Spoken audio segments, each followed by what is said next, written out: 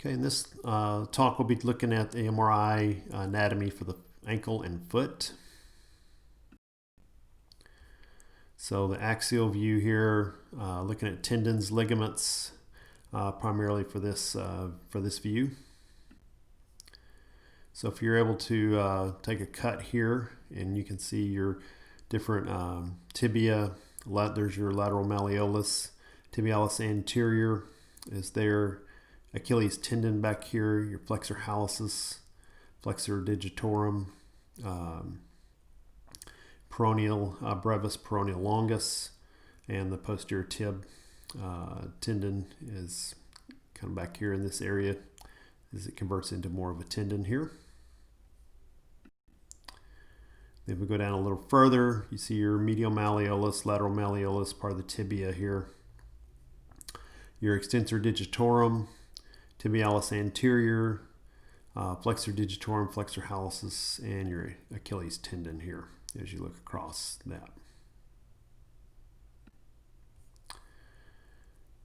Okay, then as we go down here, make a cut here, you can actually see across the midfoot, you can see the navicular, the extensor digitorum longus, tibialis, posterior tib, flexor digitorum, flexor hallucis, calcaneus, Achilles tendon as it starts to insert on the calcaneus.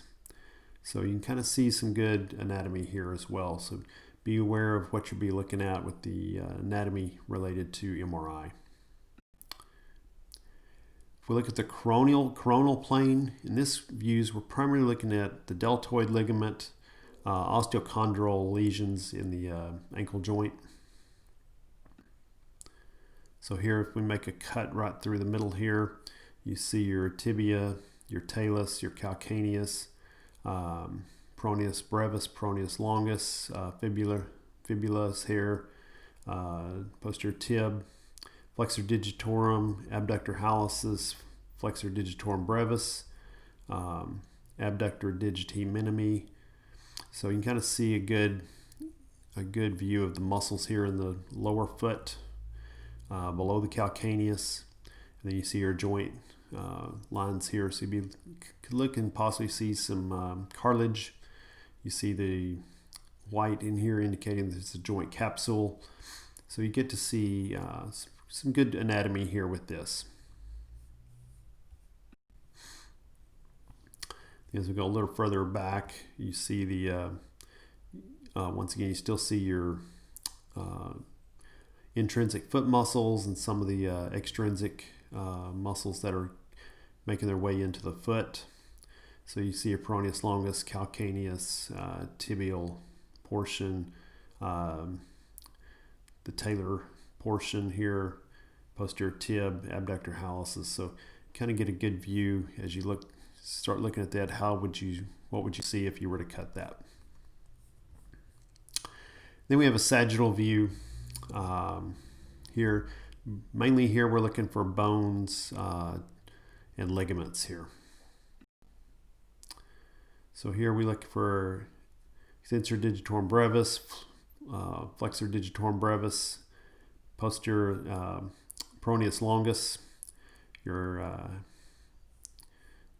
part of your plantar fascia here, abductor digiti minimi, talus. There's your part of your tibia, fibula, extensor hallucis longus.